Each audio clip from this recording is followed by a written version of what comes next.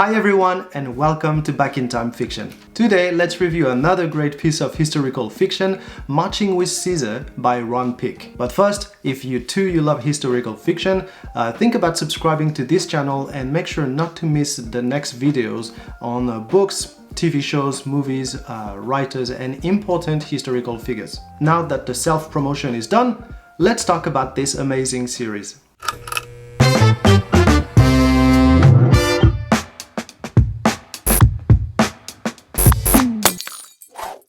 On this channel, I either review books I've just read and gave me very strong feelings, or books I have read in the past and consider masterpieces.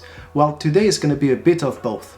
Marching with Caesar is a 80-book series of a story, as you can guess, set in ancient Rome. The story follows the military life of the Pullus family, whose original character, Titus, is a hero of Julius Caesar's 10th legion.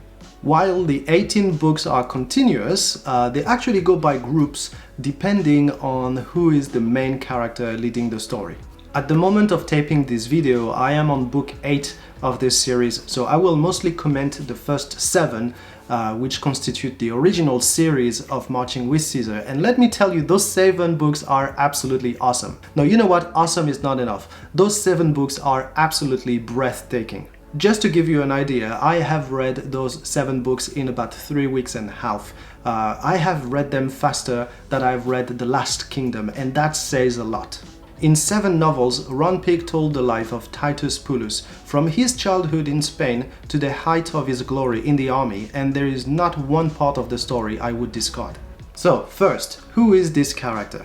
Titus Pullus is the son of a poor and perpetually drunk Roman who settled in Spain. From his childhood, with his best friend Vibius, all he can think of is joining the legion as soon as possible, which he does as soon as a new Roman commander comes to Spain to levy new men for his legion, a certain Julius Caesar. Then it's a lifetime on the battlefield, from the revolt of Hispania to the conquest of Gaul, and so on and so on. Now Titus, he's a big guy and he's naturally gifted as a soldier, then as a leader, but even for him the road is gonna be very far from being easy, and even after 7 books I just couldn't have enough of this dude.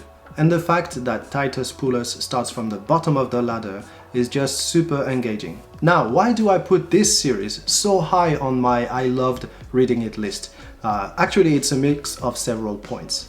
First, those 7 books have been written in one go before they got published, which means the consistency is perfect. You don't have any of those arcs that start and never really get finished, as it happens so often when you have a long series, and basically it's one continuous journey throughout the life of a man. So kudos to the writer for managing to write 7 books before getting any of them out. In itself, it's a true achievement. Second point, the secondary characters. Not only there is a plethora of very interesting secondary characters, their relation to the central one actually feel very real, especially in the way they evolve. This story is spanning over decades, and you can't just expect those guys to remain friends as if nothing changed. And those characters are not only interesting, the writer actually treats them with a realistic mind. Some of them are bastards, even bad guys, but with all they share together, they actually become a companion.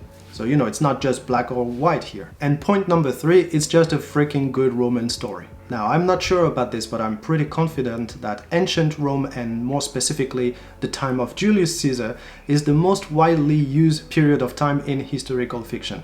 And sure, you know, it's a very interesting period of time with a great number of resources, both primary and secondary, but it also means we have a lot of novels that are frankly so-so. Even with the great ones, it can actually be difficult to keep the interest going. Take the fantastic Warriors of Rome series by Harry Sidebottom, a great tale as well, but man, the first book took some grinding through before it gets interesting. Or take Igulden's Emperor series. No, you know what, let's not talk about this today.